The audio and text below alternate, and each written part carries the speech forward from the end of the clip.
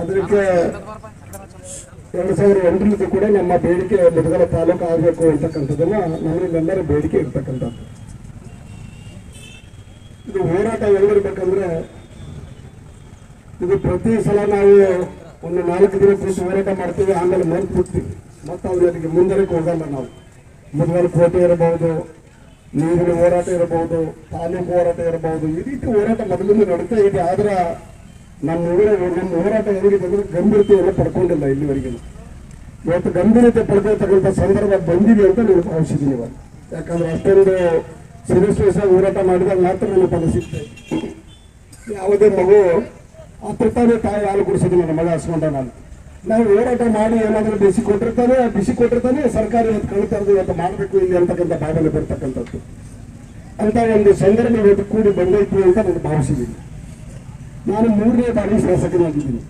3ನೇ ಬಾರಿ ಶಾಸಕರಾದರೂ ಕೂಡ ಇವತ್ತಿನ ನಮ್ಮ ಭಾಗದಲ್ಲಿ ಏನು ಅವಶ್ಯಕತೆ ಇತ್ತು, ನೀರಾವರಿ ಬೇಕಾಗಿತ್ತು, ನಂದವಳಿಗಾಗಿ ಹೋರಾಟ ಮಾಡಿದ್ದೀವಿ, ಅದನ್ನು ಪಡ್ಕೊಂಡಿವಿ. ಇವತ್ತು ಬಹಳ ಪ್ರಾಮುಖ್ಯವಾಗಿತ್ತು ಕುಡಿ ನೀರಿಗೆ ಹೋರಾಟ ಇದೆ.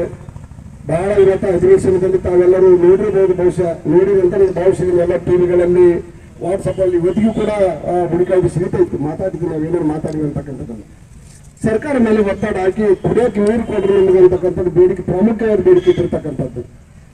ಇಲ್ಲಿವರೆಗೂ ಸರ್ಕಾರ 3 ವರ್ಷ ಆಯ್ತು ಬೇಡಿಕೆ ಇತ್ತು. ಇದನ್ನು 2-3 ವರ್ಷದಿಂದ ಜಾಸ್ತಿ ಉದ್ಭವಿಸಿರ್ತಕ್ಕಂಥದ್ದು. ಹಿಂದೆ ಅಷ್ಟೊಂದು ಉದ್ಭವಿಸಿಲ್ಲ ಸಮಸ್ಯೆ. ಯಾವಾಗ ನಾವು 24x7 ಯೋಜನೆಯನ್ನು ತಂದು ಆ ಯೋಜನೆ ಇಲ್ಲಿ ಸಕ್ಸಸ್ ಆಗಲಿಲ್ಲ, ಜನಗುದಿಗೆ ಬಿಟ್ಟು ಅರ್ಧಂಬರ್ಧ ಕಾಂಟ್ರಾಕ್ಟರ್ ಮಾಡಿ ಹೋದ.